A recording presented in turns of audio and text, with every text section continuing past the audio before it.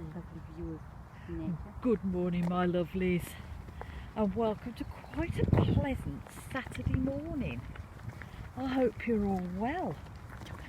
So this morning we are having a small trundle through Tamworth Castle grounds because we're on our way to Ventura to look at the Halloween goodness. Yeah. And I thought, while we're here, we would bat about a small discussion about religions and them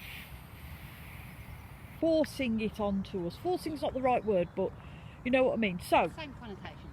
So, I've got the help of my daughter here. Hello. So Thursday, when I came home from work, I popped my hand in my outside post box, as I always do, to see if the lovely postman has left me any nice correspondence and not just bills. And I pulled out this envelope. It was a handwritten envelope, beautifully handwritten, with a stamp attached to it. And I'm thinking, Intriguing. who the hell's writing me letters? We don't do handwritten letters anymore. We do FaceTime and email. What's going on? So I thought, shall I open it? Oh, bugger it, let's open it. So off we did, and we opened it. And it started off as, "Dear householder." Hello. Okay. When I checked the address, this beautifully handwritten letter, which is here, but we won't show you the address. The people that wrote the letter actually live on the same estate as me, so they live at one end and we live at the other. So I read this letter, and the opening lines are, "My husband and I are Jehovah's Witnesses and would like to share with you the Bible's hopes for the future." Oh dear. And I thought, oh, here we go again. It's not the first time I've had a letter from the Jehovah's Witnesses. I had one some point last year and I just read it and put it in the bin. But I do feel that this needs to be addressed. While it was a beautifully handwritten letter and a very lovely letter, I felt Pressured? not violated, not pressured, but I felt as though that they were invading my personal space. I mean, gone are the times now where they did their rounds and they knocked on your door and they tried to convert you and Bible bash you into joining their religion. So now, because of COVID and whatever else, they have now decided that they're going to be writing letters and sending letters out to people, which is fair enough. I myself personally do not have a gripe about people in religion. Everybody, I think, needs something to believe in. If you wish to follow a religion, no matter how strict, how lax, how out there, how what's the word I'm looking for, common, then that's entirely up to you, by all means.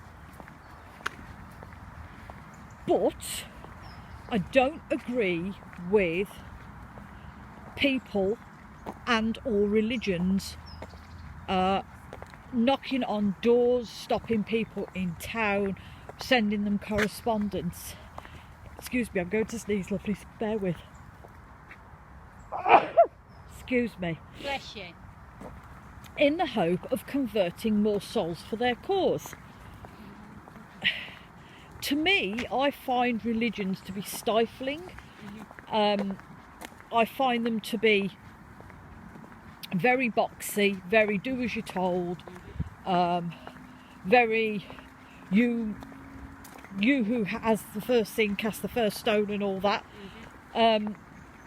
That's not me. It's not what I do. I did try religion once and really didn't like it.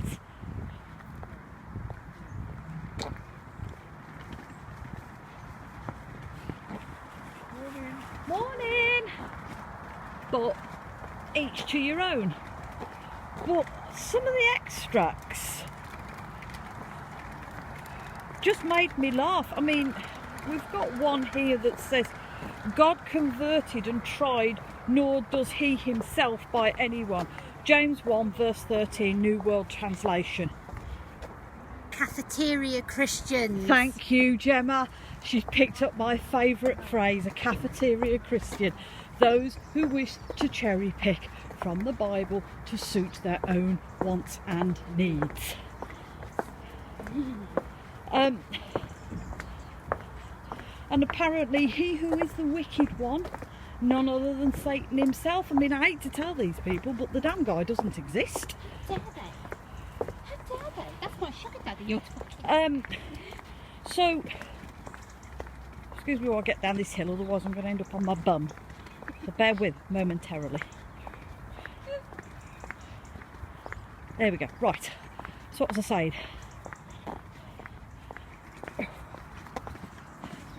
Satan doesn't exist. Ah, that's him. So, I did say to my daughter that could possibly think about replying to these lovely people. Oh, yes. And explaining to them that while they believe in their one true God, I believe in nature, in Mother Earth, in Gaia, and things like that. And I don't see myself as a sinner. I've not murdered anybody. Oh, no. I'm not wicked to anybody. But I don't see myself as a sinner. And I understand why they do it. I do, because if you read anywhere, they will say that church attendances are down because nobody has time for this stuff. You know, nobody wants to spend their Sunday mornings sat on a hard pew in a cold church praying to somebody they don't see, they don't hear, and have to give people their money for what? Put a roof on a church? A church is not a building, a church is a group of people.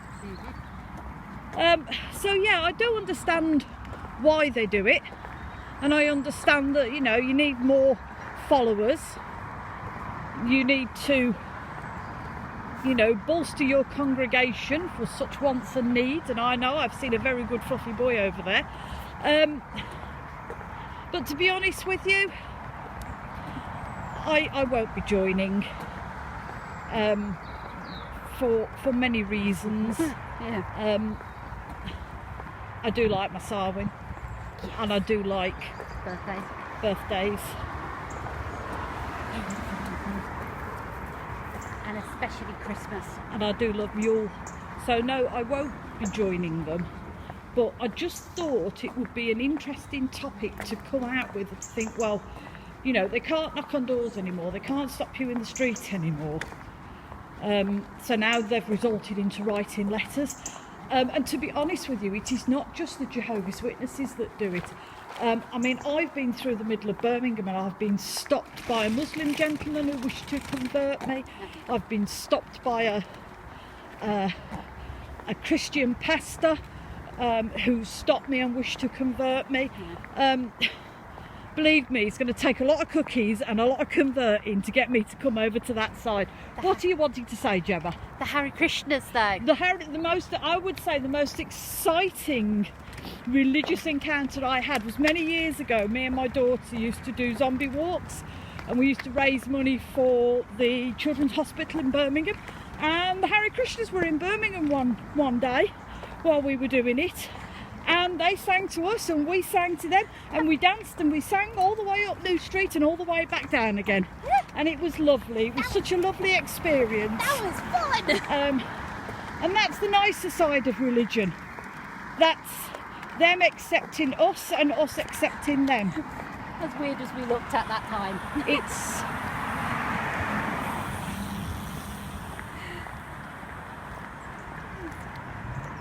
It's not browbeating, it's not Bible bashing, it's not bullying, it was just us accepting each other as human beings for who we are. And that's why we were at it. So yes, we may reply to their very beautifully handwritten letter. Oh, we are. And I promise we will be polite and we will explain ourselves. But to me, I don't think religions should be forcing themselves upon Joe Blogs in the street, whether that be absconding them, knocking doors or writing letters. I think that if you feel the need to find a religion, a spiritual path, I think you should be able to do it on your own and do your own research, not be cajoled or bullied or dragged kicking and screaming into it. If I've upset anybody through this little video, I do apologise, but these are my own views and ideas, so I do apologise for it. So as we come to Ventura, we're crossing the road, I'm going to wish you all a very blessed Saturday, lovelies. Hope you all have a fab weekend, and remember, look after yourselves.